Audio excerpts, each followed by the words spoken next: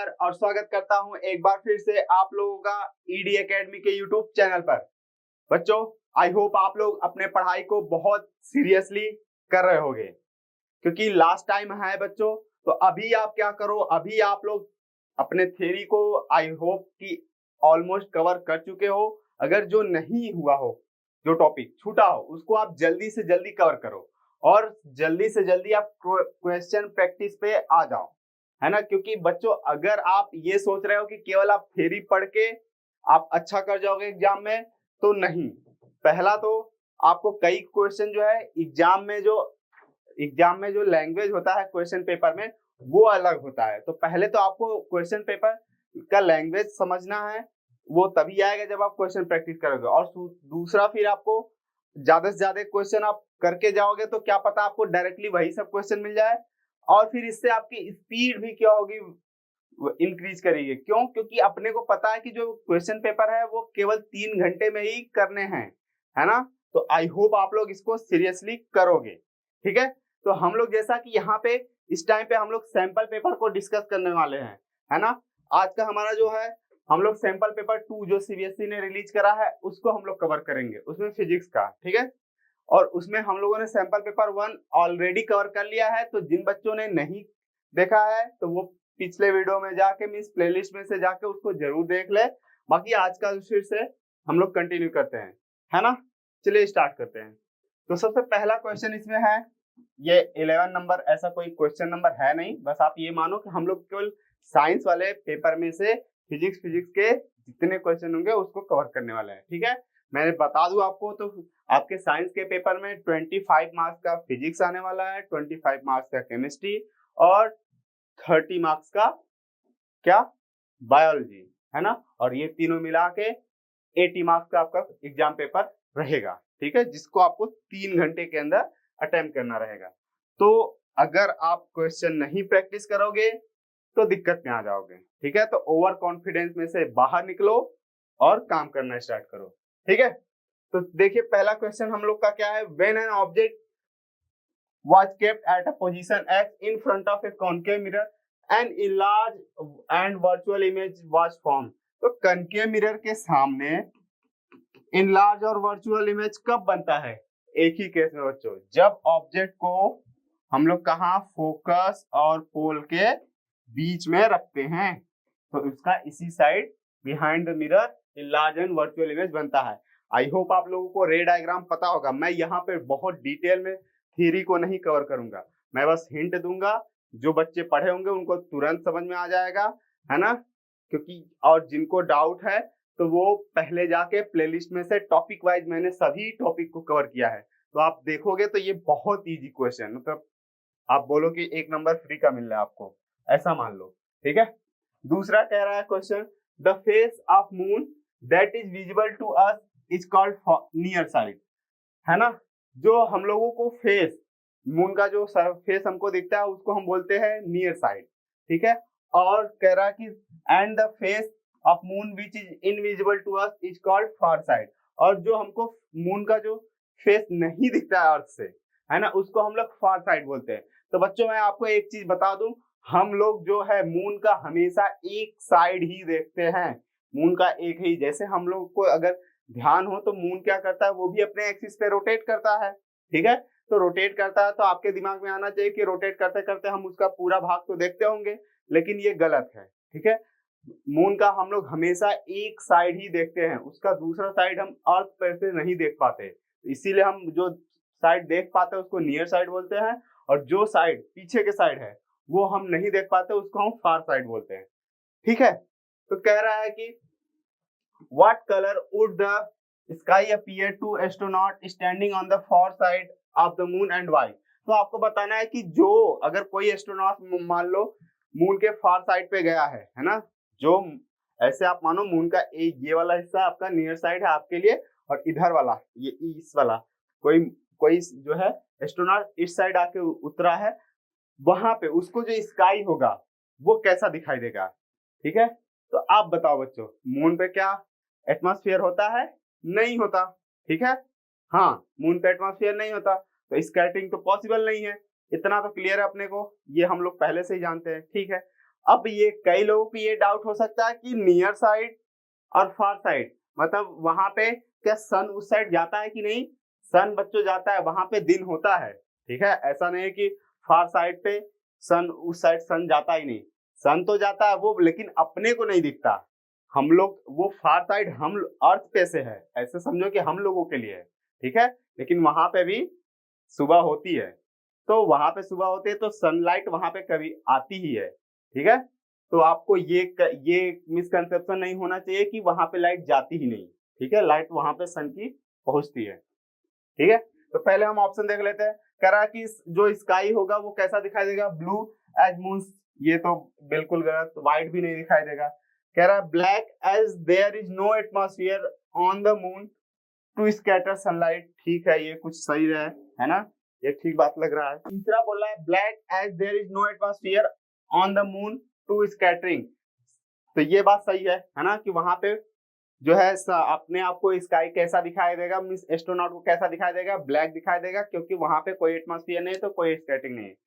फिर चौथा भी पढ़ लेते हैं, black as sunlight does not fall on the far side. मैंने बोला सनलाइट वहां पे फॉल होती है ना, वो भले अपने यहाँ अर्थ पे से वो नहीं दिखता अपने को, वो अलग बात है, ठीक है। क्योंकि वो मून का जो रोटेशन है और अर्थ का जो रोटेशन है, उसके वजह से ये ऐसा होता है कि हम लोग हमेशा एक ही साइड देख पाते हैं, ठीक है। तो अपने को क्या पता चला, black as there is no atmosphere on the moon, ठीक है। और आप बच्चों ध्यान रखो, ये वाला स्काई के कलर की बात कर रहा है, तो कहीं ना कहीं वो इस वहां पे स्कैटरिंग इन्वॉल्व होने वाला है, ठीक है, ये ध्यान रखना। स्कैटरिंग के लिए दो चीजें, पहला सनलाइट प्रेजेंट होना चाहिए, दूसरा atmosphere means particle, smaller particle present होना चाहिए, ये दोनों। हाँ, दोनों में से अगर कोई एक नहीं रहेगा तब स्कैटरिंग का पॉसिबिलिटी मींस खत्म हो जाएगा, ठीक है। ये वाला क्वेश्चन एजर्सन रीजन, मैंने बता रखा है एजर्सन रीजन करने का तरीका, कि आप पहले देखो ये जो एजर्सन वाला आदमी है ये झूठ बोल रहा है कि सही बोल रहा है ना। फिर ये देखो जो ये रीजन वाला आदमी है वो देखो वो क्या है, वो झूठा है कि सच्चा आदमी है। तो पहले तो आप यही देखा करो। तो चलिए पहले हम पढ़ते हैं। कह रहा है iron filling scatter around a straight current carrying wire, एक स्ट्रेट करंट कैरिंग वायर है, ठीक है, उसमें करंट फ्लो हो रहा है, कोई बात नहीं, okay. Conductor in a plane perpendicular to the conductor arrange themselves in concentric circle. कह रहा है कि जो यहाँ पे अब एक प्लेन ऐसा ले, ये वायर अगर हो जाए है ना, ये वायर है आपका, ऐसे आप सपोज करो कि ये आपका जो मार्कर है आपका, ये वायर है और इसमें करंट ऊपर की तरफ फ्लो हो रहा है। तो एक ऐसा प्लेन लेना है, ये प्लेन है जो कि वायर के परपेंडिकुलर हो, और इस प्लेन के ऊपर अपने को देखना है, इस प्लेन के ऊपर अपने को क्या करना है, आयरन फाइलिंग को स्प्रिंकल करना है और उसको देखना है कि आयरन फाइलिंग अपने आप को कैसे अरेंज कर रहे हैं। तो ये बोल रहा है कि ये कोसेंट्रिक सर्कल, तो ये बहुत सही बात है, ठीक है। हम लोगों ने देखा है क्या कि जो इस magnetic field due to straight current carrying wire जो होता है उसके वजह से जो मैग्नेटिक फील्ड लाइन का पैटर्न आता है वो कैसा आता है, कंसेंट्रिक सर्कल, ओके। तो ये सही है, ये जो अजर्सन वाला पर्सन है सच्चा आदमी है, सच्चा व्यक्ति है, ठीक। फिर से कह रहा है कि magnetic field has both magnitude and direction. मैंने बताया कि जो मैग्नेटिक फील्ड है बच्चों वो एक वेक्टर क्वांटिटी है, तो उसके पास मैग्नीट्यूड भी होगा और डायरेक्शन भी होगा। तो रीजन वाला भी सच्चा आदमी है, ठीक। तो मैंने बोला अगर दोनों ऑप्शन सही हुए मीन्स दोनों सच्चे आदमी हुए, तो फिर ऑप्शन ए और बी में से ही कुछ न कुछ सही होने वाला है, ठीक है। तो ये तो अब अपने को तो दो ऑप्शन कट गया, ठीक है। अब बचा इन दोनों में से कौन सा, ठीक है। तो अब इसके लिए मैंने बोला कि फिर आप रीजन को पढ़ो दोबारा से और देखो क्या रीजन जो अजर्सन दिया गया, जो ये ऊपर स्टेटमेंट दिया गया उसको एक्सप्लेन कर रहा है कि नहीं, सही बता रहा है कि नहीं, है ना, कि जो ऊपर हुआ इसका ये सही एक्सप्लेनेशन दे पा रहा है कि नहीं। तो अब देखो ये क्या है, magnetic field has both magnitude and direction, बस ये बोला है। लेकिन वहां पे उसने अजर्सन में क्या बोला कि ये इसके चारों तरफ जो मैग्नेटिक फील्ड लाइन का पैटर्न है वो कैसा है, कंसेंट्रिक सर्कल है ना, कंसेंट्रिक सर्कल है। तो क्या ये मैग्नेटिक फील्ड के मैग्नीट्यूड और डायरेक्शन बोलने से ही ये एक्सप्लेन कर दे रहा है कि वो जो आयरन फाइलिंग क्यों अपने आप को वहां पे कोसेंट्रिक सर्कल के फॉर्म में अरेंज कर रहे हैं, नहीं एक्सप्लेन कर रहा है, ठीक है, क्या नहीं एक्सप्लेन कर रहा है। अगर इसने रीजन में ये बोला होता कि मैं ये जो आयरन फाइलिंग है इसलिए अपने आप को इस तरीके से अरेंज कर रहे हैं, because the magnetic field lines का जो पैटर्न होता है, या ऐसे बोलो कि the pattern of magnetic field lines around the state wire is concentric circle, that's why iron filing are arranging themselves in form of concentric circle. ठीक है, तो आप क्या बोलोगे अगर ऐसा रहता कि ये ऐसा बोलता कि ये क्यों हो रहा है ऐसा आयरन फाइलिंग, क्योंकि मैग्नेटिक फील्ड लाइन का पैटर्न ही कोसेंट्रिक सर्कल होता है, इसलिए वो ऐसा अपने आप को उस तरीके से अरेंज कर रहे हैं, ये रीजन दिया जाता तो आपका सही एक्सप्लेनेशन होता। ठीक है, तो ये एक्सप्लेनेशन ये सही नहीं है। ओके, तो कौन सा सही हो गया? B option. ठीक है, अगर दो एक्सप्लेनेशन भी सही रहता तो ए ऑप्शन। तो आपको बहुत ध्यान से इसको पढ़ना होता है बच्चों, दो बार एजर्सन रीजन पढ़ो और पहले तो डिसाइड करो कि दोनों सही है कि नहीं। अगर दोनों सही है तभी मामला फंसता है, अगर दोनों में से कोई एक गलत हुआ तब तो सिंपल हो जाता है क्वेश्चन ये। ठीक है, तो मैं उम्मीद करूंगा कि ऐसा वाला ही रहे, सी और डी में से ऑप्शन सही मिले आपको एग्जाम में, बट क्या पता। ओके, आगे बढ़ते हैं। तो यहाँ पे क्वेश्चन नंबर 4 देखते हैं। कह रहा सर्च मिरर और the mirror that are used to look for hidden object underneath the car as shown. कह रहा कि कार के नीचे का जो पोर्शन होता है कुछ पार्ट, उसको देखने के लिए हम सर्च मिरर का यूज करते हैं। ठीक है, ओके, सही बात है। The hidden object can be easily spotted as the mirror provide a wider field of view. तो कह रहा है कि ये जो मिरर यूज किया जा रहा है यहाँ पे, ये क्या करता है, ये हिडन ऑब्जेक्ट को में देखने में इजी इसलिए होता है क्योंकि ये वाइडर जो है फील्ड ऑफ व्यू प्रोवाइड करता है, इसलिए ये अपने आप को फायदा है। ठीक है, हम इसके हेल्प से इजिली देख लेते हैं। ठीक है, कह रहा कि what type of mirror are generally use to make search mirror. तो आपको ये बताना है कि ऐसा कौन सा मिरर है बच्चों कि जो ऐसा कर सकता है, कैसा कि जो है ज्यादा फील्ड ऑफ व्यू प्रोवाइड करता हो। तो मैंने बताया कि एक ही मिरर है जो कि ज्यादा फील्ड ऑफ व्यू प्रोवाइड करता है, वो है आपका कॉन्वेक्स मिरर। ठीक है, कॉन्वेक्स मिरर का फील्ड ऑफ व्यू ज्यादा होता है, और बच्चों उसमें मतलब इमेज हमेशा छोटा भी बनता है। तो आप कई पार्ट को, कार के कई पार्ट को आप इस छोटे से ही मिरर में देख लोगे, है ना। नहीं तो फिर पूरे कार को देखने के लिए अगर प्लेन मिरर रहे तो फिर जितना बड़ा पार्ट होगा उसका उतना बड़ा मिरर चाहिए होगा ना। ठीक है, पूरे मिरर उसको पार्ट देखने के लिए मतलब आपको ज्यादा बड़े साइज का मिरर चाहिए होता है जनरली। अगर आप चलो तो पहला क्या डिसाइड हुआ अपना, ये वाला तो क्या हुआ, कॉन्वेक्स मिरर। क्यों? क्योंकि convex mirror provides wider field of view, है ना। कैसे, चलो मैं बता दे रहा हूँ। अपने पास 3 मिरर ले लेते हैं, एक है ये प्लेन मिरर, ठीक है। अब हम इसी के अपर्चर का हम तीनों मिरर लेते हैं, ठीक है। एक है ये कॉनकेव मिरर, एक है ये कॉन्वेक्स मिरर। तो अब होगा क्या बच्चों, तो जो प्लेन मिरर होता है ना, वो बस इसी के, ये जो आप जगह देख रहे हो, ये इसी के बीच वाली मीन्स इस जगह के बीच में जितनी लाइट आएगी उसी को वो रिफ्लेक्ट करेगा, है ना। तो इसका फील्ड ऑफ व्यू इतना ही। इसी तरीके से कॉनकेव मिरर इसके अंदर आएगा जो लाइट, उसी को फिर वो रिफ्लेक्ट करके उसका इमेज बनाएगा। लेकिन जो कॉन्वेक्स मिरर है बच्चों, ये इसके साथ में इधर से भी जो लाइट रे आएंगी, है ना, उसका भी ये इमेज इधर कहीं बना सकता है। इसीलिए क्या है, इसका फील्ड ऑफ व्यू ज्यादा, मतलब इतने दूर के रीजन को आप देख सकते हो उस छोटे से मिरर में, इसलिए फील्ड ऑफ व्यू इसका क्या होता है, ज्यादा होता है। ओके, ठीक है। With the help of ray diagram describe the nature of image form bye convex mirror. या जो ये मिरर आपने आइडेंटिफाई किया है उसकी वजह से, तो मैंने कौन सा मिरर आइडेंटिफाई करा है, कॉन्वेक्स मिरर। तो आपको पता है बच्चों। तो चलिए बच्चों, अब बी वाला पार्ट देखते हैं हम लोग, क्या है।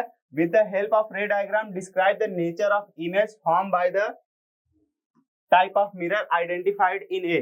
तो पहले वाले हम लोगों ने पहले वाले क्वेश्चन में जो मिरर आइडेंटिफाई किया, उसकी वजह से जो रे डायग्राम बनता है उसको हम लोग को बनाना है। तो हम लोगों को पता है कन्वेक्स मिरर हमेशा कैसा, वर्चुअल एंड इरेक्ट और साथ में डिमिनिश इमेज बनाता है। ठीक है, तो चलिए हमारे पास क्या है, एक कॉन्वेक्स मिरर हो गया,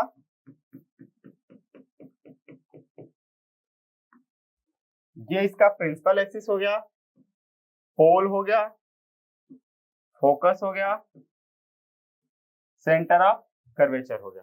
ठीक है, आई होप आप लोग को पता होगा, है ना, याद आ रहा होगा आप लोग को। अपने पास एक ऑब्जेक्ट है बच्चों यहाँ पे ए बी, क्या एक ऑब्जेक्ट है ए, इसका पॉइंट, और ये वाला पॉइंट बी है। चलिए, अपन ने पढ़ा है बच्चों कि किसी भी ऑब्जेक्ट का रे डायग्राम बनाने के लिए अपने को एटलीस्ट 2 रे चाहिए, है ना। तो पहला रे हम लोग, मैंने आपको बताया कि हमेशा कौन सा लो, पैरेलल रे।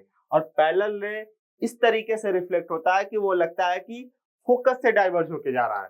क्या ये इस तरीके से रिफ्लेक्ट होगा कि लगेगा क्या, कहां से जा रहा है, फोकस से डाइवर्ज हुआ। ये क्या लग रहा है, ये लग रहा है कि फोकस से डाइवर्ज होके जा रहा है।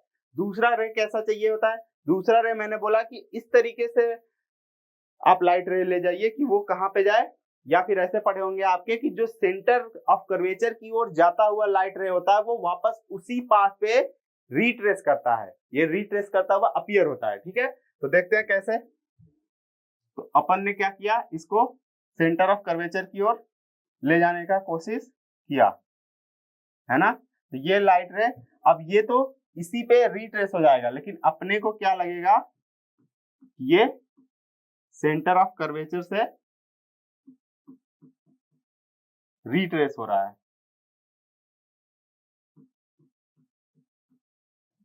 ठीक है, तो अपन ने देखा बच्चों कि एक लाइट रे आया पैरेलल, वो रिफ्लेक्ट हो गया इधर, और दूसरा लाइट रे ये डाइवर्ज होगा। तो आप ये देखो कि ये दोनों तो डाइवर्जिंग रे है, वो तो आगे कभी मिलेंगे नहीं। तो अपने को क्या लग रहा है, अपने को लग रहा है कि ये दोनों जो रे हैं, ये वाला रे यहां से निकल के जा रहा है और ये वाला रिफ्लेक्टेड रे यहां से निकल के जा रहा है।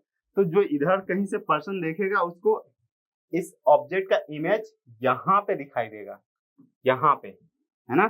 कैसा इमेज बनेगा, तो वर्चुअल एंड इरेक्ट और साथ में डिमिनिश भी। तो मैं बोल सकता हूं कि ए पॉइंट वाला इमेज का जो बनेगा ए डैश, और बी पॉइंट का जो इमेज बनेगा वो बनेगा बी डैश। क्लियर है। नेक्स्ट आपका 5वां question, Ramya wants to measure the current flowing through the circuit as shown below, है ना। यहाँ पे एक सर्किट दिया गया है और रम्या नाम के एक स्टूडेंट है, वो अब इसमें जो सर्किट में करंट फ्लो होगा, है ना, बैटरी ऑन करते ही लगाते ही उसको मेजर करना चाहती है, और उसके लिए ने एक अमीटर इसने लगाया हुआ है। ठीक है, तो आगे अभी क्वेश्चन और भी है इसमें। क्या कह रहा है कि which among the 4 ammeter can she use for the same, show your calculation। कह रहा है कि इन सभी में से वो कौन सा अमीटर यूज करे। उसके पास 4 तरीके के अमीटर है, PQRS, PQRS 4 है, और उसका जो P का मिनिमम रेंज है 0 मिली एम्पियर से लेके 1 मिली एम्पियर तक, Q का 0 मिली एम्पियर से लेके 10 मिली एम्पियर तक, R का 0 मिली एम्पियर से लेके 1 एम्पियर तक, H का 0 एम्पियर से लेके 10 एम्पियर तक। तो देखते हैं कि कौन सा सुटेबल है उसके लिए। तो सबसे पहले हम देखें कि जो सर्किट में करंट फ्लो होगा वो कितना है, वो किस ऑर्डर का है, तो उसके हिसाब से हम बेस्ट जो होगा अमीटर वो चूज करेंगे। तो इसके लिए हमको पहले क्या निकालना पड़ेगा, total current drawn from the battery, क्योंकि वही करंट क्या होगा बच्चों इस अमीटर में से पास करेगा। तो हम लोगों ने पढ़ा है कि टोटल करंट अगर हमको निकालना होता है किसी भी सर्किट से, मतलब जो कि बैटरी से करंट निकल रहा है, तो हमको क्या लेना होता है, वी नेट, मतलब आप बैटरी का जो नेट पोटेंशियल डिफरेंस होता है वो अपॉन में आर इक्विवेलेंट, क्या आर इक्विवेलेंट, कि इस सर्किट का इक्विवेलेंट रेजिस्टेंस। तो V तो अपने को डायरेक्टली दिख रहा है कितना, 12 वोल्ट दिया है ना, बैटरी एक ही है। आर इक्विवेलेंट निकालना है, तो आर इक्विवेलेंट एक रेजिस्टेंस यहाँ है 2 ओम का, और यहाँ पे 8 और 4 ओम का जो रेजिस्टेंस है ये पैरेलल में है। इतना तो सबको क्लियर होगा। तो हम क्या करें, पहले इन दोनों पैरेलल को सॉल्व करें, फिर उसके बाद इसको सीरीज में ले लें, तो आर इक्विवेलेंट मिल जाएगा। क्लियर है, आई होप आपको क्लियर होगा। आर इक्विवेलेंट का फॉर्मूला क्या बनने वाला है, 2 सीरीज में है प्लस ये दोनों पैरेलल में है। तो ये दोनों पैरेलल में है, तो मैंने बताया था कि 2 रेजिस्टेंस पैरेलल में है, तो R1 R2 means R1 into R2 अपान में R1 प्लस R2 उनका होता है ना। तो R1 R2 किसी को भी ले लो, 8 इंटू 4 अपॉन में 8 + 4। मैं बहुत डिटेल में नहीं जा रहा, है ना। जिसको डाउट हो ये सब कैसे हो रहा है तो वो पहले आप जाके प्लेलिस्ट में से जो कॉन्सेप्ट वाले वीडियोज हैं वो देख कर आओ, फिर ये आपको सोचना भी नहीं पड़ेगा मुझे लगता है। ठीक है, इतना इजी रहेगा। तो 2 हो गया प्लस इतना, इसका कितना हो जाएगा 8 × 4 को इसी तरह रहने दो अपॉन में 12, है ना। तो 4 × 3 = 12 और फिर यहाँ से हम लोग एलसीएम ले लें तो कितना हो जाएगा 2 × 3 = 6, 14/3 ओम। आपका आर इक्विवेलेंट आ गया, है ना, आर इक्विवेलेंट। फिर अब करंट चाहिए तो कैसे, आई इक्वल V मतलब कि 12 अपॉन में आर इक्विवेलेंट मतलब 14/3। इसको आप 3 ऊपर चला जाएगा, क्या हो जाएगा 12 × 3 दैट इज 36, डायरेक्ट लिख देते हैं 36 अपॉन में 14, 2 से डिवाइड कर लो 18 है ना 18/7, ये आ गया आपका। तो अब फिर इसको आप और डेसिमल में जा सकते हो तो कितना आएगा, 7 से डिवाइड करो इसको तो कितना आएगा 7 × 2 = 14, फिर अभी 4 बचा हुआ है तो 5, इसके बीच 2.5 से ज्यादा कुछ आएगा, है ना। तो अब आप बताओ बच्चों यहाँ पे कितना करंट है बच्चों 2.5 एम्पियर। तो अब आप बताओ बच्चों यहाँ पे कि कौन सा जो है अमीटर बेस्ट अपने को रहने वाला है। अपना जो करंट मेजर करना है वो है 2.5 एम्पियर, मतलब एम्पियर ऑर्डर का है ना।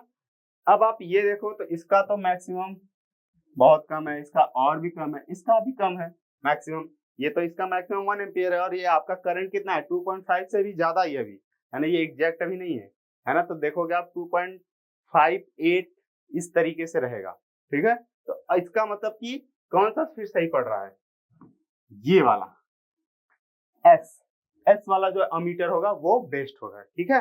तो देखिए ज्यादा इसमें कुछ मुश्किल था नहीं, बस आपको चीजें दूसरे तरीके से पूछ रहा है, कहानी बना के पूछ रहे हैं।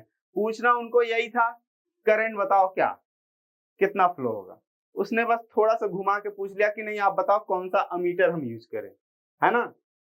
तो बेसिकली आप ये डिसाइड कैसे कर पा रहे हो कि कौन सा अमीटर यूज करें, क्योंकि जो आपका सर्किट में करंट है उसी के हिसाब से आप डिसाइड करोगे। तो कैसा होना चाहिए ये वाला एस, ठीक है। चलिए कह रहा है कि या फिर आप उस क्वेश्चन को नहीं करते तो आपके लिए एक और ऑप्शन में रखा था, है ना। ये अभी 2-2 मार्क्स के क्वेश्चन हैं, जो ऑब्जेक्टिव थे वो 1-1 मार्क्स के, ये मैंने बता रखा है पिछले क्लासेस में, इसलिए मैं बार बार बता नहीं रहा। ओके, कह रहा है यहाँ पे कि a helical coil whose length is greater than its diameter is connected to a battery as shown. कह रहा है कि कोई एक हेलिकल आपका कॉइल है जो जिसका की लेंथ उसके डायमीटर के कंपेयर में ज्यादा है। तो मैंने बता रखा है बच्चों ये किसकी बात कर रहा है, कहीं ना कहीं ये बात करने वाला है सोलेनॉइड का, और उसको बैटरी से कनेक्ट भी कर दिया, और बैटरी से कनेक्ट कर दिया तो इसका मतलब इसके चारों तरफ क्या होगा मैग्नेटिक फील्ड लाइंस प्रोड्यूस होंगी। और ये क्यों, क्योंकि ये सोलेनॉइड है। तो बेसिकली आप बोल सकते हैं कि ये सोलेनॉइड की बात कर रहा है, और मैंने सोलेनॉइड के इनसाइड जो मैग्नेटिक फील्ड है, मैग्नेटिक फील्ड का पैटर्न है, ये सब चीजें मैंने बता रखा है आपको। तो जिसको नहीं मतलब लगेगा कि नहीं सर कुछ मिस हो रहा है, मुझे उतना अच्छे से नहीं समझ में आ रहा है आपको बताने पे, तो उसको तो फिर वीडियो लेक्चर देखने की जरूरत है ना। ओके, कह रहा है क्वेश्चन देखते हैं क्या, how does the magnetic field at point P compare with the magnetic field at point Q। तो आपको यहाँ पे 2 पॉइंट दिख रहा है, एक पॉइंट P और एक पॉइंट Q। कह रहा है कि इन दोनों पॉइंट पे जितना मैग्नेटिक फील्ड होगा उसको कंपेयर कीजिए। तो मैंने बोला बच्चों कि सोलेनॉइड के अंदर जो मैग्नेटिक फील्ड होता है वो यूनिफॉर्म होता है, क्या यूनिफॉर्म होता है ना। तो इसका मतलब हर जगह जो है इसके अंदर सोलेनॉइड के अंदर magnetic field lines means parallel होते हैं, और मैग्नेटिक फील्ड का स्ट्रेंथ क्या होता है यूनिफॉर्म होता है ना। जहां पे मैग्नेटिक फील्ड लाइंस पैरेलल होती हैं वहीं पे मैग्नेटिक फील्ड का स्ट्रेंथ यूनिफॉर्म होता है, ठीक है। तो दोनों जगह सेम होगा। अब क्या बोलोगे, magnetic field strength eight P and Q will be same. Okay, next question देखते हैं, है ना। जस्टिफाई योर आंसर, तो आपको यही बोलना है जस्टिफिकेशन में कि हमको पता है कि जो सोलेनॉइड के अंदर मैग्नेटिक फील्ड का स्ट्रेंथ होता है वो यूनिफॉर्म मैग्नेटिक फील्ड होता है ना। और फिर या फिर आप बोल सकते हो कि जो मैग्नेटिक फील्ड लाइंस होती है वो पैरेलल होती है, इसलिए दोनों पॉइंट पे सेम होगा। ठीक, ओके। कह रहा state one way in which the strength of magnetic field inside the current carrying helical coil can be change.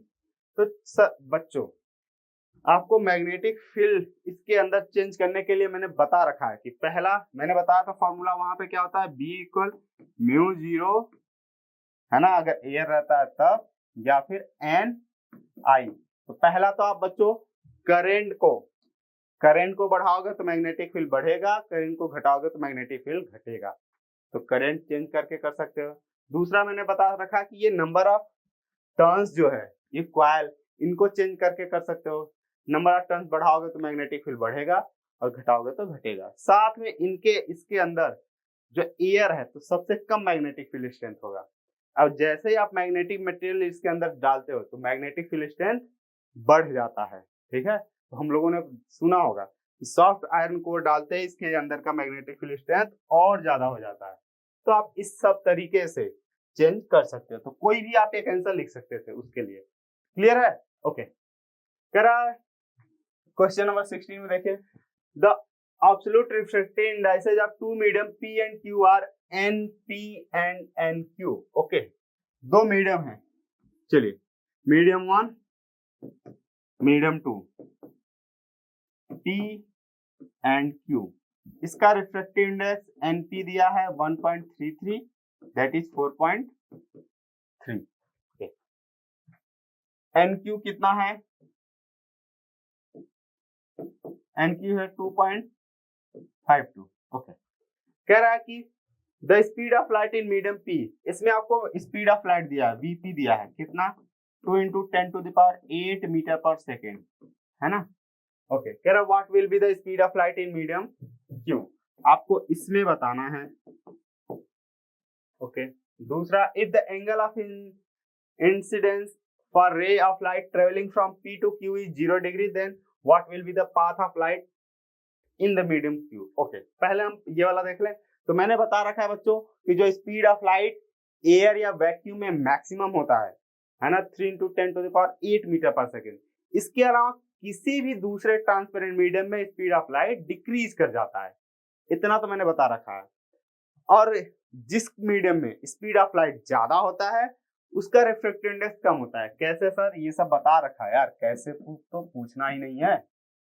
Mu equal C/V, ठीक है, आप इसके लिए लिखो, आप इसके लिए लिखो, दोनों को डिवाइड करो। हाँ, यहाँ पे n से लिखा है, सॉरी, तो चलो n रिफ्रैक्टिव इंडेक्स को म्यू से भी या n से भी रिप्रेजेंट कर सकते हो। ओके, तो यही है रिफ्रैक्टिव इंडेक्स का फॉर्मूला है किसी मीडियम के लिए, speed of light in vacuum upon speed of light in that medium.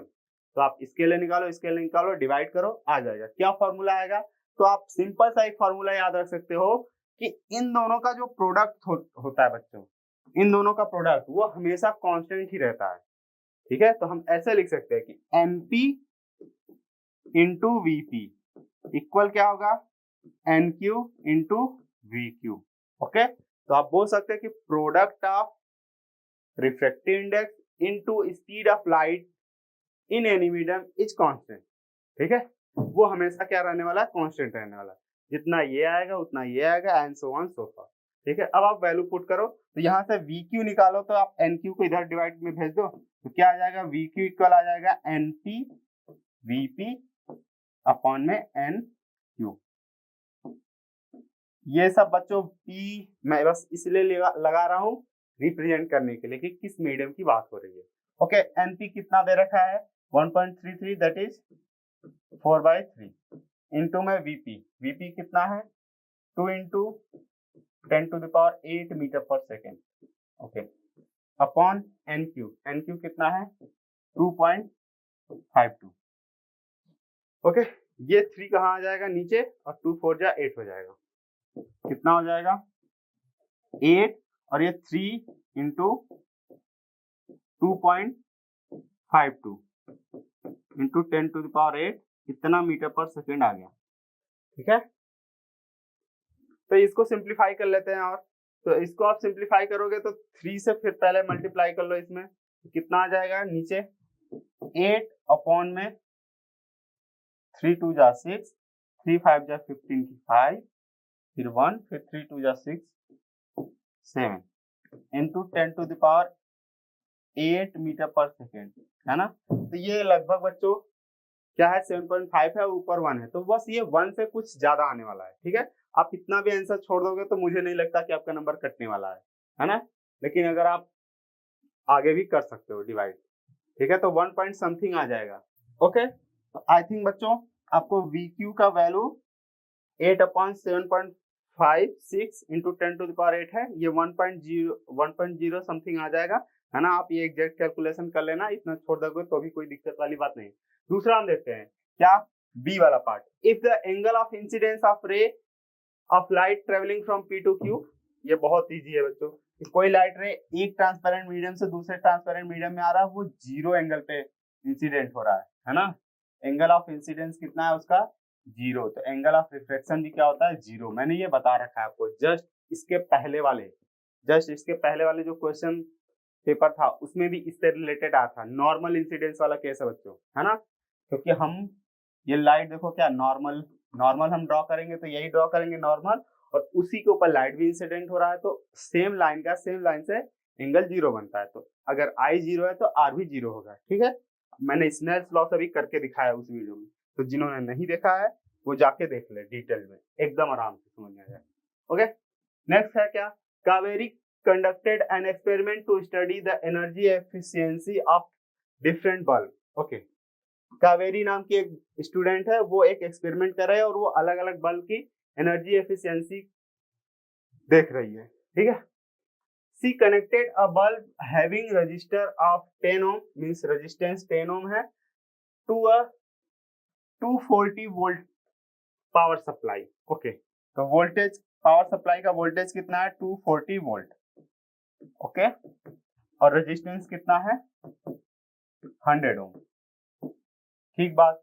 Okay, कह रहा है how much energy will be consume by the bulb if it is kept on for 4 hour each day for a week, express your answer in joule. तो आपको बस बताना है बच्चों कि ये कितना, ये जो बल्ब है 100 ओम का, और जिसको हम 240 वोल्ट के पावर सप्लाई से कनेक्ट करेंगे, तो वो एक पर डे 4 घंटे जलाया जा रहा है, तो एक हफ्ते में वो कितना एनर्जी लेगा, है ना। ठीक है, क्या कितना एनर्जी लेगा आपको यही बताना है। चलिए, इसके लिए मैंने बताया पावर के लिए आप लोगों ने बहुत से फॉर्मूले पढ़े होंगे, यहाँ पे आपको सबसे सही फॉर्मूला कौन सा रहेगा, क्योंकि क्या दिया है, वोल्टेज आर, है ना, और फिर टाइम। हाँ, यहाँ पे एनर्जी निकालना है तो पावर नहीं, बेसिकली आप एनर्जी वाला फॉर्मूला लिखिए, है ना। पावर के फॉर्मूले में टाइम नहीं रहता है, पावर के फॉर्मूले में अगर टाइम से मल्टीप्लाई कर दो तो वो एनर्जी का फॉर्मूला बन जाता है। ठीक है, एनर्जी के आप के बहुत है, तो V²/R इंटू टी, है ना। अब यहाँ पे ध्यान रखने वाली बात क्या है, कई बच्चे ये जो है टाइम रखते वक्त 4 घंटे ही रख देते हैं, है ना। तो ये बिल्कुल गलत बात है। क्या, बिल्कुल गलत, है ना। अपने को जो टाइम लेना होता है वो किस में लेना होता है, सेकेंड में लेना होता है। तो यहाँ पे हम रख देते हैं क्या, V हो गया आपका 240, तो 240 इंटू 240 अपॉन में R मतलब कि 100 इंटू टाइम। टाइम कितना है बच्चों, 4 घंटे पर डे है, तो 4 इंटू 3600, ये आपका हो गया बच्चों टाइम को। अगर आप 4 आवर है तो आप इसको सेकेंड में बदलना है, तो 4 इंटू 3600 सेकेंड, इतना सेकेंड होगा टाइम। ठीक है, ये कैसे हो रहा है ये आपको पता चल रहा होगा। और एक मीन्स एक सप्ताह के लिए निकालना है, तो एक सप्ताह में 7 दिन, तो 7 से अगेन मल्टीप्लाई हो जाएगा। ठीक है, तो ये दोनों जीरो से ये दोनों जीरो कट गए, अब आप मल्टीप्लाई करो तो कितना हो जाएगा, 24 इंटू में 7 4 जा 28 इंटू 3600।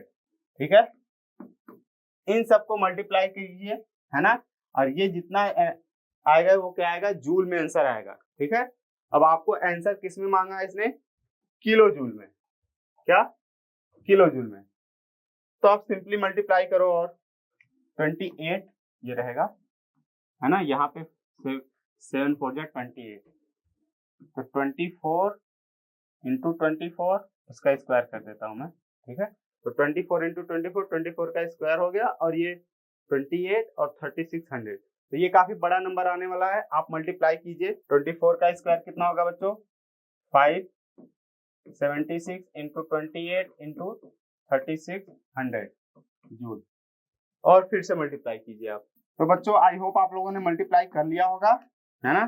चलिए, तो कितना आंसर आएगा मैं ये बता दे रहा हूं आपको, कितना, 58060.8 इतना जूल आ जाएगा। इतना जूल आ जाएगा तो आप इसको किलो जूल में बदल सकते हो, इतना किलो जूल, ठीक है। बेसिकली ये मल्टीप्लाई होकर कितना आएगा मैं बता दूं आपको बच्चों, आई होप आप लोगों ने मल्टीप्लाई कर लिया होगा, है ना। वो कितना आ रहा है, तो वो आ रहा होगा आपका इक्वल 580.800, इतना जूल आ गया, है ना। इतना जूल आ गया। अब आपको किलो जूल में चाहिए तो 1000 से डिवाइड, है ना।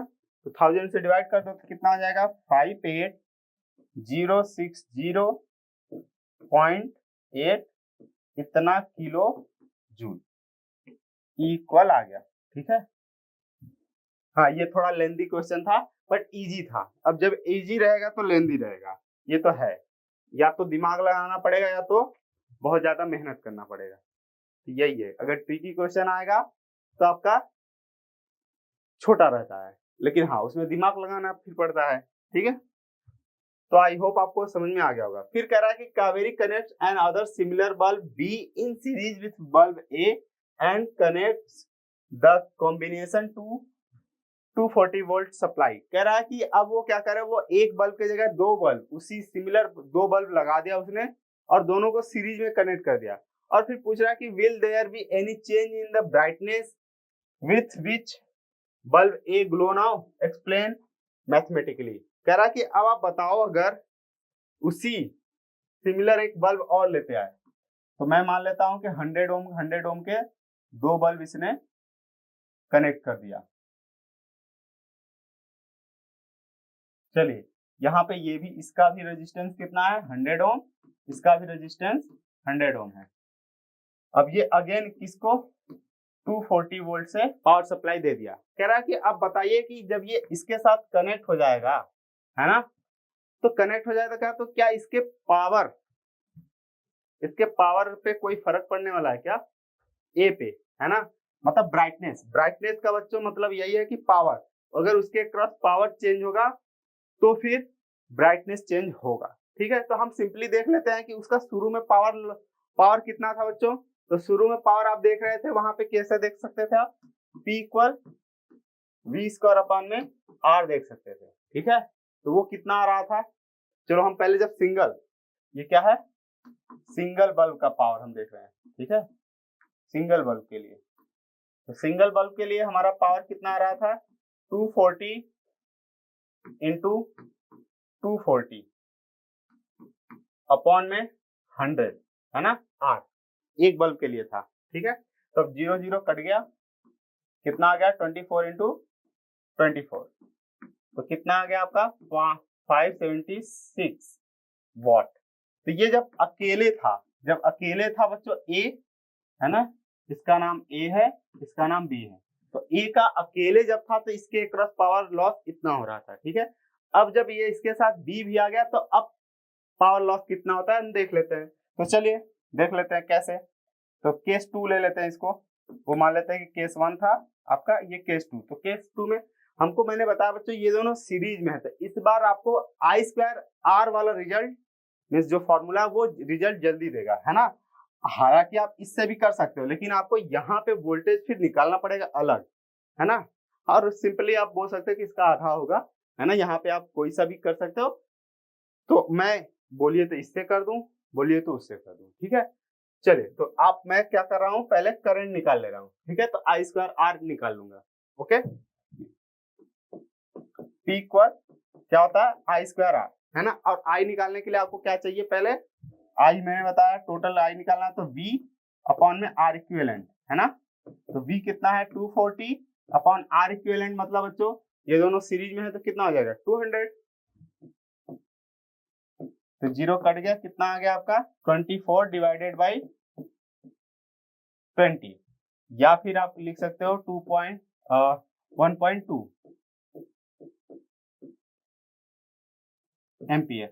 1.2 एम्पियर आपका आ गया करंट, है ना, 1.2 एम्पियर आ गया करंट। अब इसका स्क्वायर करके आर रख दो आप, क्या आ जाएगा 1.2 का स्क्वायर इंटू में आर मतलब कि 100, तो 1.2 का स्क्वायर कितना आ जाएगा आपका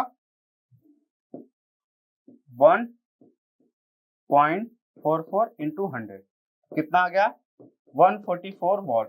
ठीक है, तो P आपका A आपका इस बार ये पावर लॉस कितना कर रहा है 144 वॉट। तो पहले कितना था बच्चों 576 इसका पावर था जब अकेले जल रहा था, अब ये क्या है 144 वॉट ही है, तो क्या हो गया पावर डिक्रीज कर गया, है ना, पावर डिक्रीज कर गया। तो इसका मतलब ग्लो आप ये क्या होगा लेस ब्राइटर हो जाएगा, क्या पावर कम हो गया तो लेस ब्राइटर, है ना, जितना ज्यादा पावर लॉस होगा उतने ज्यादा वो ब्राइटर होगा। अच्छा आप चाह रहे तो इस फॉर्मूले से भी मैं कर ही दूं, ठीक है, तो आप ऐसे इतना तो पता चल रहा है ना कि ये दोनों का सेम रेजिस्टेंस है, तो जो टोटल वोल्टेज लगाए हैं सीरीज कॉम्बिनेशन में वो क्या होता है डिवाइड होता है, ओके डिवाइड होता है, और ये बराबर रेजिस्टेंस का तो बराबर बराबर डिवाइड होगा, तो इसके क्रॉस भी वोल्टेज कितना ड्रॉप होगा इसका आधा 120 वोल्ट, है ना, और इसके क्रॉस भी कितना ड्रॉप होगा 120 वोल्ट। ठीक है, तो अब हम इसके क्रॉस हमको इस रेजिस्टेंस के क्रॉस वोल्टेज पता चल गया और ये रेजिस्टेंस, है ना, तो हम पावर निकाल सकते हैं, क्या v स्क्वायर अपॉन में r हम रखने जाएं। अब ध्यान रखो बच्चों, आप लोग करते क्या हो v ये कहीं का भी उठा लेते हो, इस बार जब ये दोनों अलग अलग हो गए ना तब ये v नहीं रहेगा, यहाँ पे कैलकुलेट करने के लिए मैंने 240 वोल्ट लिया है, लेकिन यहाँ पे कैलकुलेट करने के लिए 240 वोल्ट नहीं लोगे। ठीक है, ये सब समझ में आना चाहिए आपको, नहीं आ रहा तो फिर बहुत दिक्कत में हो आप लोग। ठीक है, क्यों, क्योंकि अब ये 240 वोल्ट इसके क्रॉस थोड़ी ड्रॉप होगा, इसके क्रॉस अब 120 वोल्ट ड्रॉप होगा, तो ये आपको लेना होगा। ठीक है, इसीलिए मैं बोलता हूं कि ये वाला फॉर्मूला इजी नहीं है का सीरीज में, क्योंकि वोल्टेज चेंज हो जाता है। ठीक है, अब यहाँ पे तो अपन सेम रेजिस्टेंस है तो आधा आधा कर दिए, नहीं तो अगर ये अलग अलग रेजिस्टेंस रहते तब एग्जैक्ट कैलकुलेशन करना पड़ता, आई निकालते फिर आई इंटू आर करते तो वोल्टेज निकलता फिर जाके ये फॉर्मूला लगता। ठीक है, चलो तो ये कितना आ गया 120, है ना, 120 का स्क्वायर, तो 120 इंटू 120 अपॉन में आर 100, तो अगेन दोनों जीरो कट गया, क्या आ गया 12 इंटू 12, और 12 इंटू 12 बच्चों कितना 144 वॉट, है ना, क्या आया फिर से वही आया ना पीए। ठीक है, तो चाहे इस फॉर्मूले से करो चाहे इस फॉर्मूले से करो, चाहे अब इसमें करंट और वोल्टेज, करंट मैंने निकाल लिया और वोल्टेज इसका 120 है, तो आप 120 इंटू इतना करोगे फिर भी आ जाएगा 144। तो बहुत तरीके है ना, क्योंकि पी का एक और फॉर्मूला होता है ना पी इक्वल आई वी, तो ये क्या बोलता है, ये कहता है कि इसमें करंट कितना जा रहा है ये निकालो और इसके वोल्टेज कितना है ये, तब ये फॉर्मूला लगेगा। आप लोग के साथ दिक्कत ये है कि आप कहीं का भी करंट किसी भी वोल्टेज को उठा के रख के इस फॉर्मूले में रख देते हो, इसलिए गलत हो जाता है। ठीक है, तो आई होप अब आज के बाद आप गलती नहीं करोगे। ओके, तो पावर क्या हो जाएगा बच्चों इसका डिक्रीज हो जाएगा, और इसलिए ये क्या होगा अब कम ग्लो करेगा, और जाहिर सी बात है हम लोग देखते भी हैं कि जब सीरीज में एक और बल्ब जोड़ देते हैं तो वो पावर और डिक्रीज हो जाता है। चलो नेक्स्ट क्वेश्चन देखते हैं क्या है, विजय connect the 3 bulb PQR in series with a battery in 2 different ways using identical conducting wire as shown in below. She connected that ऐसे सब पढ़ लो बच्चों। ये कह रहा है कि 3 बल्ब है PQR और एक सेल से जोड़ा है, केस 1 ये है, फिर उन्हीं बल्ब को केस 2 से जो फिर केस 2 में जोड़ा है, उसी सिमिलर सेल है, सिमिलर वायर है, सिमिलर बल्ब है, बस इसने केस 2 में क्या करा है एक एक्स्ट्रा यहाँ से वायर को क्या कर दिया है कनेक्ट कर दिया है। ठीक है, ओके सर, तो कह रहा है कि अब जो ये है ना क्यू वाला बल्ब इस वाले केस में नहीं जल रहा है, तो क्या दिक्कत आ गया इसको, यही पूछ रहा है वो, क्यों नहीं जल रहा है वहां पे। तो हम लोगों को पता है बच्चों क्या, जो करंट है वो हमेशा लो रेजिस्टेंस पाथ फॉलो करता है। यहाँ पे आप क्या कर दिए हो डायरेक्ट एक वायर से कनेक्ट कर दिए हो ना, यहाँ पे इस वायर का तो रेजिस्टेंस 0 होगा, और करंट क्या करता है लो रेजिस्टेंस पाथ फॉलो करता है, तो वो करंट यहां से चलेगा ऐसे, और ये वाला पाथ फॉलो करते हुए ये कंप्लीट कर लेगा अपना सर्किट। ठीक है, तो इसलिए ये क्यू बल्ब नहीं जलेगा, जिसको हम बोलते हैं शॉर्ट सर्किटिंग। मैंने क्या कर दिया, क्यू बल्ब को शॉर्ट सर्किट कर दिया, ऐसे आप बोल सकते हो। अब उसमें करंट जाएगा ही नहीं, है ना। सिंपल लॉजिक है बच्चों। आप बताओ, अगर आपको अपने घर से मार्केट जाना है, दो रास्ता है, क्या दो रास्ता है, एक में भीड़ भाड़ है और एक फ्लाईओवर बन गया आपके घर के छत से लेके मार्केट आपको जहां उतरना था।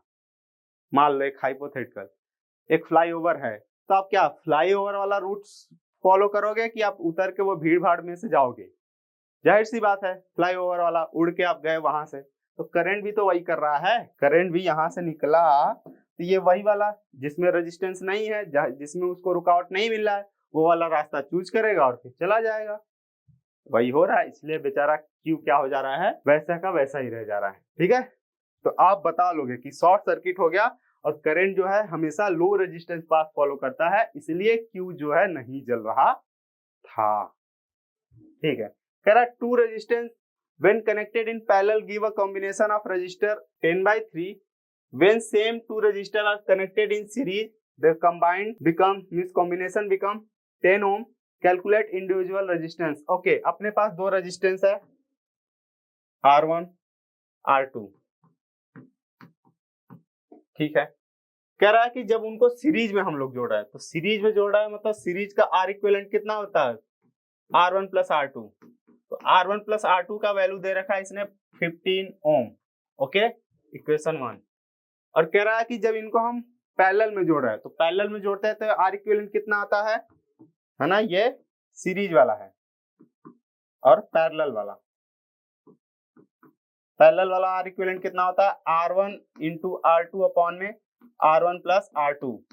ठीक है, ये केवल बच्चों बहुत इजी क्वेश्चन है, केवल आपको टाइम पास के लिए दिया है, मतलब आपको फिर से लेंथी क्वेश्चन दिया है। ठीक है, कैलकुलेशन की जरूरत है। R1 प्लस R2 की वैल्यू यहाँ पे है, रख दे।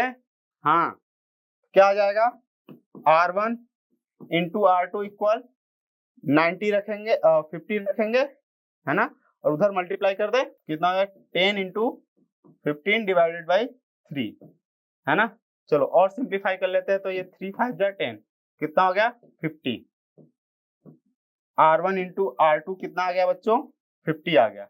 इक्वेशन 2 बोल दे। अब आप यहां से क्या करो, चलो पेन का कलर बदल लेता हूं मैं।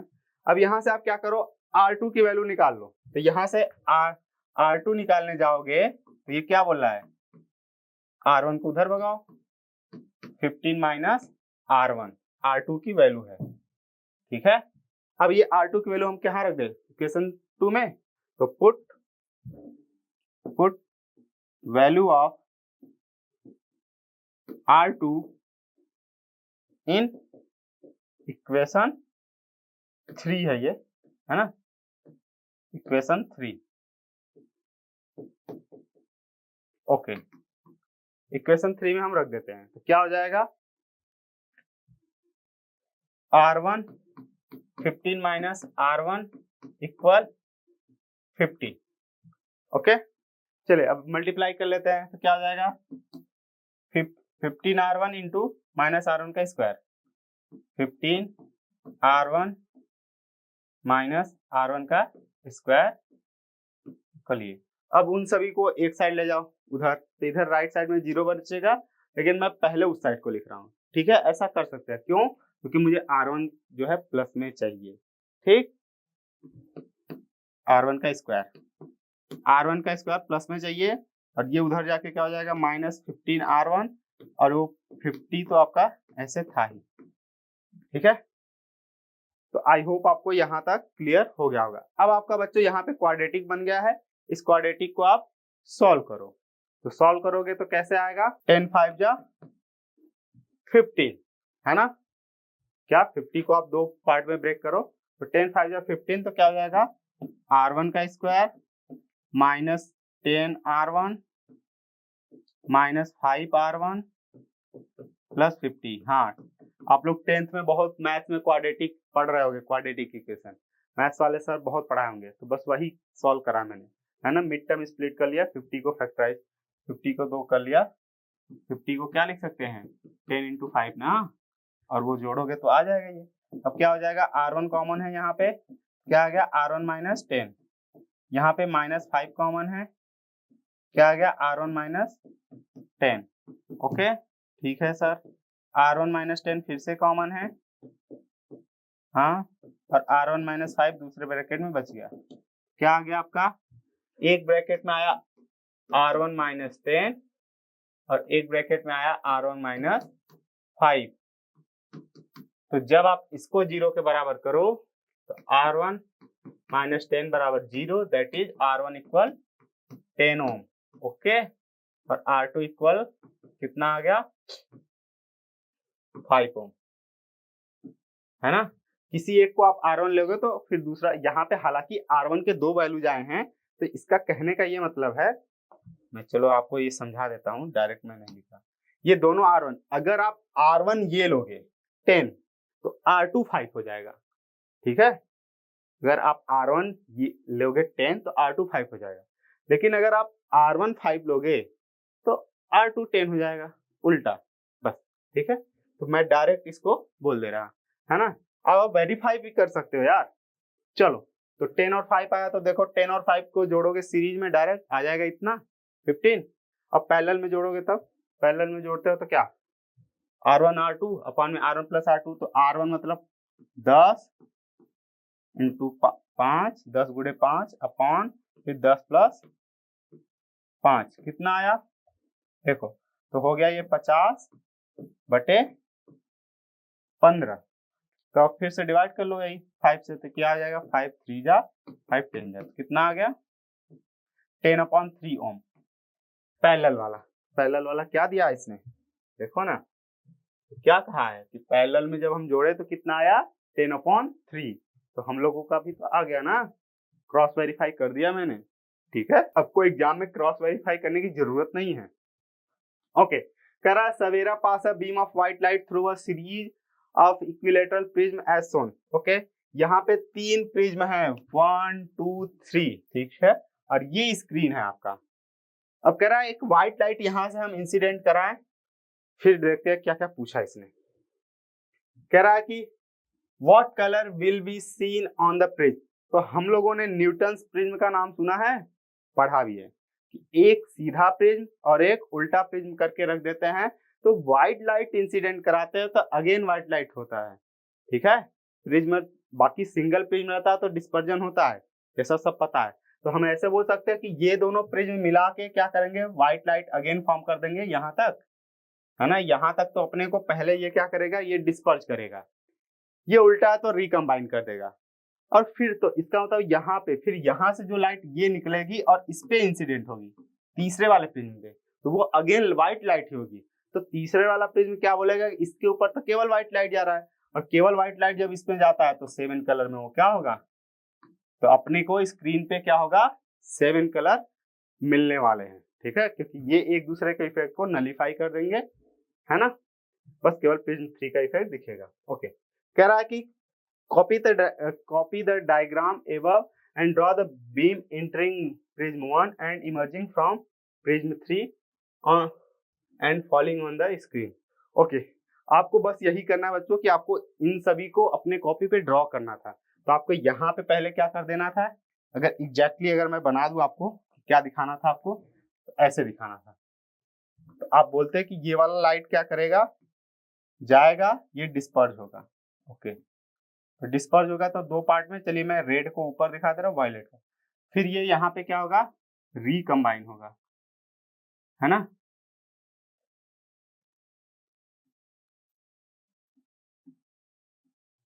ठीक है, और यहाँ से फिर से व्हाइट लाइट निकलेगा, और फिर ये फिर से क्या करेगा, डिस्पर्ज करेगा, और ये फिर अगेन 7 कलर के लाइट में स्प्लिट हो जाएगा, ठीक है।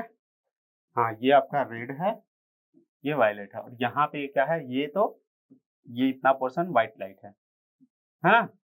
यही अपने कॉपी पे बनाना था with the help of pencil and scale. Pencil से आपको डायग्राम बनाना है, ठीक है, पेन से मत बनाना। ओके, करा name all the processes that takes place when the beam of light enters in prism 1 and emerge from prism 3। तो यहाँ पे बच्चों कितने प्रोसेस होते हैं, 2 ही प्रोसेस होता है, एक लाइट बेंड होती है और एक लाइट क्या होती है, अलग अलग अपने पार्ट में मींस कंपोनेंट में स्प्लिट होती है, और अलग अलग पार्ट में स्प्लिट होने को हम क्या बोलते हैं, डिस्पर्जन। तो क्या बोल सकते हैं आप, रिफ्रैक्शन एंड डिस्पर्जन, ठीक है। हाँ, जैसे आप ऐसे बोल सकते हैं कि ये लाइट आपका क्या करता है, ये प्रिज्म लाइट को डिस्पर्ज करता है और ये रिकम्बाइन करता है, लेकिन वो दोनों फिनोमेना डिस्पर्जन ही है। ये डिस्पर्जन के वजह से ही मतलब ये स्प्लिट होते हैं। फिर यहाँ पे उल्टा प्रिज्म रखते हैं तो वहां पे डिस्पर्जन की वजह से ही वो कंबाइन होते हैं। तो रिकॉम्बिनेशन और डिस्पर्जन अलग अलग नहीं है, सेम ही है, डिस्पर्जन ही है, ठीक है, बस नाम अलग अलग है। फिर यहाँ पे कह रहा है कि Rupal suffer from myopia where would the image form in her eye. Okay, कह रहा है कि जो किसी को मायोपिया हुआ है, मायोपिया मतलब शॉर्ट साइटेडनेस, शॉर्ट साइटेडनेस मतलब पास का दिखता है और दूर का नहीं दिखता। कह रहा है कि इमेज कहाँ पे फॉर्म होता है, किस केस में ऐसा होता है। तो मैंने बता रखा है बच्चों मायोपिया पढ़ाते वक्त, क्या ये आपका मान लेते हैं कि आई बॉल हो गया,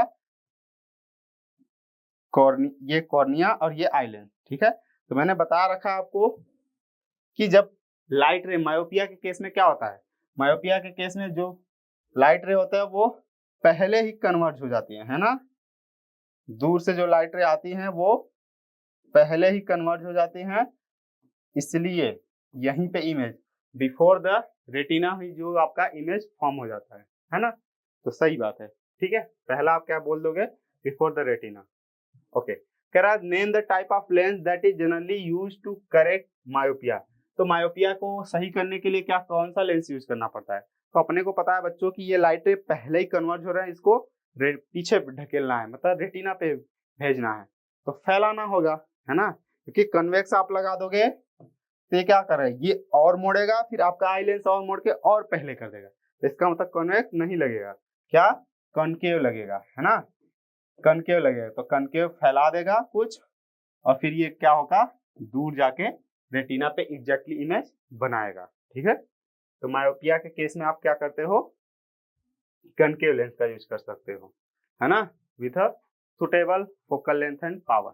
ओके, कह रहा Rupal underwent cataract surgery and her eye lens was replaced with an artificial lens with a fixed focal length. Okay, कह रहा है कि मान लेते हैं कि जो रूपल है उसको कैटरैक्ट हो गया है, और कैटरैक्ट मैंने बताया बच्चों कि एक क्या होता है, आपके आई मींस आपके यहाँ पे जो कॉर्निया के अंदर थोड़ा सा, है ना, आपके जो प्यूपिल के बाहर, है ना, वहां पे एक क्या होता है, प्रोटीन की लेयर, व्हाइट कलर की लेयर आपका फॉर्म होने लगता है, जिसके वजह से क्या होता है, लाइट अंदर जा ही नहीं पाती, ब्लॉक हो जाती है ना। तो इसके वजह से जो पर्सन है उसको पूरा दिखना बंद हो जाता है कुछ दिन बाद, है ना, धीरे धीरे ये बढ़ता रहता है, प्रोटीन लेयर का जो एक्यूमुलेशन है वो बढ़ते बढ़ते बहुत ज्यादा हो जाता है, फिर लाइट अंदर जाता ही नहीं, तो उसको कुछ भी नहीं दिखाई देता। तो इसके लिए क्या होता है, सर्जरी होता है, सर्जरी करके फिर वहां पे दूसरा लेंस लगाते हैं और वो हटाते हैं, ठीक है। ये कह रहा है कि उसने क्या किया, सर्जरी के दौरान जो ह्यूमन लेंस है, आई लेंस को हटा के एक क्या कर दिया, एक प्लास्टिक मटेरियल सिलिकॉन का एक लेंस लगा दिया। तो कह रहा है state one likely visual disadvantage that Rupal likely to experience as compare to a person who has normal eye sight. तो आप बताओ बच्चों, हम लोग जो नॉर्मल जिसके आई लेंस है, तो उसका तो आई लेंस क्या होता है, ये आपका मसल का है, तो ये स्ट्रेच या कॉन्ट्रैक्ट होता रहता है, जो कि सील्ड मसल करता है इसको, इसके वजह से इसका जो फोकल लेंथ है वो घटता बढ़ता रहता है। लेकिन अब ये क्या है, ये प्लास्टिक मटेरियल सिलिकॉन का जब ये लगा देगा आर्टिफिशियल लेंस, अब वो स्ट्रेच या कॉन्टैक्ट होगा ही नहीं, तो इसका मतलब उसका फोकल लेंथ चेंज होगा ही नहीं, तो इसका मतलब उसका पावर ऑफ अकोमोडेशन फिर नहीं रह जाएगा, है ना, पावर ऑफ अकोमोडेशन 0 हो जाएगा। इसके हम लोगों का तो पावर ऑफ अकोमोडेशन होता है ना कि ऑब्जेक्ट के डिस्टेंस के अकॉर्डिंग हम अपने आई लेंस के फोकल लेंथ को वेरी कर सकते हैं, वो नहीं कर पाएगी, तो इसके साथ ये दिक्कत आ जाएगा। ओके, तो इसका पावर ऑफ अकोमोडेशन गड़बड़ हो जाएगा, ठीक है। कह रहा identify the part of eye labelled in the diagram from the description given below by writing level as your answer. यहाँ पे एक क्वेश्चन दे रखा है, आपको बताना बच्चे, ये आपका फंक्शन दिया है किस पार्ट का, और आपको बताना वो कौन सा पार्ट होने वाला है ना। कह रहा है it help in the changing of focal length. तो फोकल लेंथ चेंज करने के लिए कौन हेल्प करता है, कौन हेल्प करता है, सीलरी मसल, क्या सीलरी मसल, तो ये हो गया आर, ओके, कह रहा है it causes most of the reflection of light entering the eye. कहाँ पे जैसे सबसे ज्यादा रिफ्लेक्शन कहाँ पे होता है बच्चों? लाइट एयर से आंख के अंदर कॉर्निया में इंटर करती है, तो कॉर्निया पे सबसे ज्यादा रिफ्रैक्टिव इंडेक्स चेंज होता है कॉर्निया के पास में, तो ये क्यू हो गया आपका, Q. Okay, it control the amount of light entering the eye. तो बताओ बच्चों, लाइट के मीन्स आंख के अंदर लाइट कितनी जाएगी कितनी नहीं जाएगी, ये इसको कंट्रोल कौन करता है? मीन्स प्यूपिल ऑफ साइज ऑफ प्यूपिल, प्यूपिल का साइज कौन कंट्रोल करता है? आयरिस। मैंने बता रखा है ये सब चीजें। तो ये है आपका आयरिस, है ना। पी कौन? पी आपका क्या करता है? प्यूपिल की साइज को कंट्रोल करता है। पी मतलब हाँ, आयरिस घट बढ़ के स्ट्रेच या कॉन्ट्रैक्ट होके साइज ऑफ प्यूपिल घटाता बढ़ाता है ना। It acts as a screen on which image is form. तो कौन सा? ये तो बहुत सिंपल ये सब था। कौन सा? एस, है ना। स्क्रीन का काम कौन करता है? अपने आप में कहाँ पे इमेज बनता है? रेटिना। तो ये तो बहुत इजी क्वेश्चन था, ठीक है। फिर लास्ट क्वेश्चन आज का हमारा, है ना, ये अगेन 4 नंबर का है, ठीक है, जो कि हम लोग बोलते हैं केस बेस्ड स्टडी, है ना। Okay, 4 register, a voltmeter, a battery are connected in a circuit as shown below. What is the net resistance in the circuit?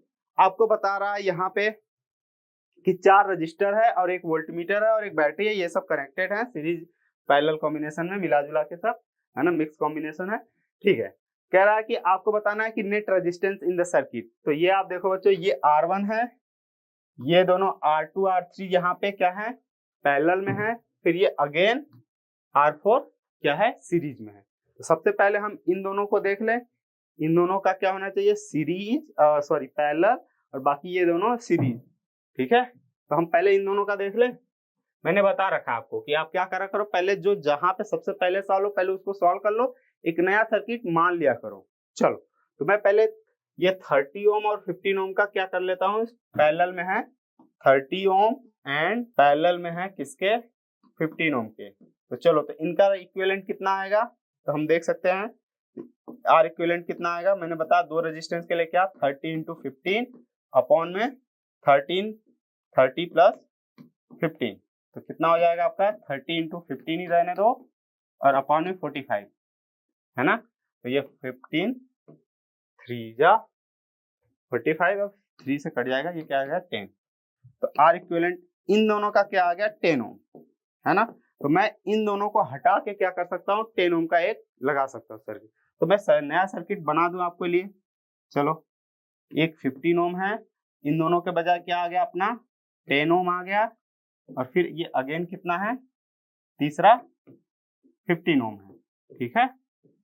अब एक 20 वोल्ट की बैटरी से ये कनेक्टेड है, यही आपका है सिचुएशन, ठीक है। तो अब ये तीनों किस में है? सीरीज में।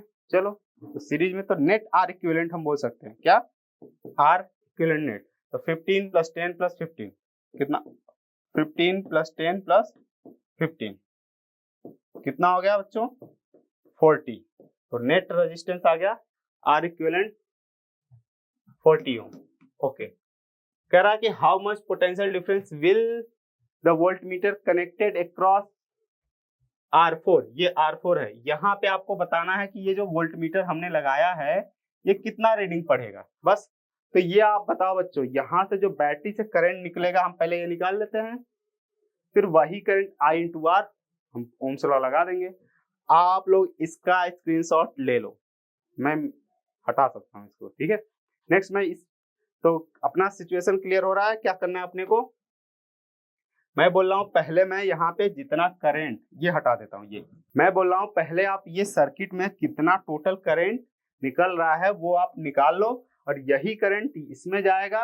इसमें हम करंट अगर हमको पता चल जाएगा, और आर तो हमको पता ही है, R4 है ना, R4 पता ही है, तो करंट और रेजिस्टेंस का मल्टीप्लाई क्या देता है? पोटेंशियल डिफरेंस ही तो देता है ना।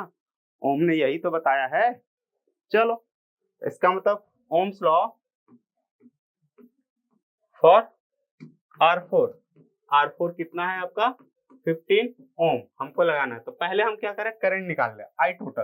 तो आई टोटल के लिए मैंने बोला है V अपॉन में आर इक्विवेलेंट। तो V कितना है, 20 वोल्ट की बैटरी है, R इक्विवेलेंट मैंने निकाला 4T, कितना आ गया 0.5 एम्पियर। ओके, 1/2 या 0.5 है ना, 20 वोल्ट की बैटरी। ठीक है, अब आपका क्या, तो अपने को I भी पता चल गया, I कितना है 0.5 एम्पियर, I इंटू आर क्या हो गया वोल्टेज। तो आप ऐसे बोल सकते हैं कि V4 इस 4 ओम के क्रॉस कितना वोल्टेज ड्रॉप होगा, वही वोल्टमीटर पढ़ेगा। तो कितना होगा 15 इंटू में 0.5, कितना आ गया 7.5 वोल्ट। ठीक है, आई होप आपको ये चीज क्लियर हो गया होगा, है ना, बहुत इजी क्वेश्चन था ये। ओके चलिए, है ना। अब कह रहा है कि what is the power dissipated by the resistance R1। Okay, ये इसके क्रॉस पावर डेसिपेटेड, ये R1 के क्रॉस। तो इसके लिए अगर हम पावर का फॉर्मूला लिखेंगे, मैंने बोला बच्चों सीरीज वाला देखिए व्यवस्था, तो आपको किसके लिए जाना है I²R। I²R क्या, P इक्वल I²R। ये क्या कहता है, ये कहता है कि आपको क्या इसके अंदर का करंट पता है, यही करंट तो जाएगा ना इसके अंदर। हाँ पता है सर। इसका रेजिस्टेंस पता है, हाँ, तो कहता है फिर आप मेरे साथ चल सकते हो। तो आप इस फॉर्मूले के साथ चलिए, क्या अपने को R1 क्या है पता है ना, R1 के क्रॉस पावर लॉस निकालना है। तो R1 कितना है 15 ओम, और उसमें जो करंट जा रहा है वो कितना है 0.5 एम्पियर। तो P इक्वल आपका P1 बोल सकते हैं I²R, कितना 0.5 का स्क्वायर इंटू R मतलब 15। ओके, कितना हो जाएगा 0.5 का स्क्वायर 0.25 इंटू 15। तो आप मल्टीप्लाई कर लो इसको, कितना आ जाएगा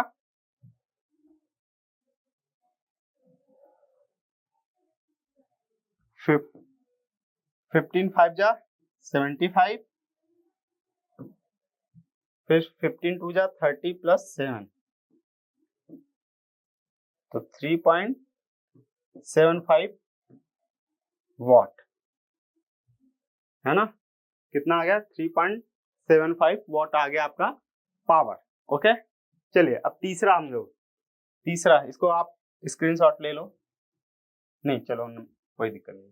ठीक है, कह रहा if R3 is removed will the net current in the circuit increase और डिक्रीज और remain same, justify your answer. कह रहा है ये जो R3 है, R3 है ना, ये जो R3 है यहाँ पे, है ना, ये जो R3 इसको मैं हटाऊंगा तो आपको पता रहा है कि ये जो I है इसमें क्या चेंजेस होगा कि नहीं, I के साथ क्या होगा, है ना, इंक्रीज डिक्रीज क्या होगा। ठीक है, आपको बताना है। तो मैं क्या करूं, सबसे पहले ये निकाल ही लूं, चलो इसको हटा दो, इसको हटा दोगे तो इसका मतलब आपका जो सर्किट है वो क्या बन जाएगा, वो सिंपल आपका सर्किट बन जाएगा ये वाला, क्या कि आपके पास 15 ओम का एक रजिस्टर है, एक अगेन 30 ओम का है और एक 15 ओम का है ना, हाँ 15 13 15, और इसको हमने जोड़ रखा है किसके, एक 20 वोल्ट की बैटरी से। ठीक है, चलो तो अब आप निकाल लेते हैं I कितना होगा। I के लिए फिर से वही फॉर्मूला V अपॉन में R इक्विवेलेंट। तो R इक्विवेलेंट कितना होगा सीरीज में, तो 20 divided by R1 plus R2 plus R3, तो 15 प्लस 30 प्लस 15 कितना हो गया 20 अपॉन में 60, कितना आ गया 1/3 आ गया, 1/3, ये आपका आएगा 0.333 एम्पियर। तो अभी जैसे कितना करंट जा रहा था, इसके पहले करंट था वो बच्चों यहाँ पे जब ये R3 नहीं हटाया गया था, जब था तो करंट था 0.5, अब क्या हो गया बच्चों 0.3 हो गया। तो इसका मतलब करंट क्या कर गया डिक्रीज। और सिंपल सी बात है बच्चों, यहाँ पे अब दूसरा लॉजिकली अगर हम समझे तो ये बच्चों इसके साथ पैरेलल में था, और ये आप जानो जब भी पैरेलल में आप रेजिस्टेंस ऐड करते हो तो जो इक्विवेलेंट आता है ना इन दोनों से कम आता है, इस कम वाले से भी कम आता है, तो वो रेजिस्टेंस को क्या कर देता है कम कर देता है। और रेजिस्टेंस कम होता है तो करंट ज्यादा होता है। तो वही हुआ, और जैसे ही आप R3 हटाओगे तो रेजिस्टेंस अब R इक्विवेलेंट ज्यादा आएगा, ज्यादा मीन्स रेजिस्टेंस ज्यादा आएगा तो करंट कम आएगा। तो देखा आपने, पहले था 0.5 अब आ गया 0.3, तो करंट क्या हो गया, कम हो गया। ठीक है, तो आप अपने आंसर को जस्टिफाई कर दिए। ठीक है, क्योंकि आप बोल दोगे कि because R equivalent increase on removing the R3 को हटाने पे R इक्विवेलेंट बढ़ गया, इसलिए करंट क्या करेगा, डिक्रीज करेगा। ओके, तो आई होप बच्चों जितना भी मैंने आज आपको क्वेश्चन बताया वो बहुत क्लियरली आपको समझ में आ गया होगा। ठीक है, अगर आप लोग को लगता है कि मैंने जल्दी बताया है या स्लो बताया तो आप अपना पॉजिटिव फीडबैक दे सकते हो। ठीक है, हम लोग आपकी बात को ध्यान में रखेंगे। ठीक है, तो आई होप आपको जितने भी बताया मैंने वो बहुत अच्छे से क्लियर है। अगर नहीं क्लियर है तो आप हमें बता सकते हो, हम अगेन ट्राई करेंगे उससे रिलेटेड या उसको फिर से बताने के या उस तरीके के और भी क्वेश्चन कराने के। ओके, तो मिलते हैं बच्चों नेक्स्ट वीडियो में, तब तक के लिए thank you so much and keep learning with ED Academy।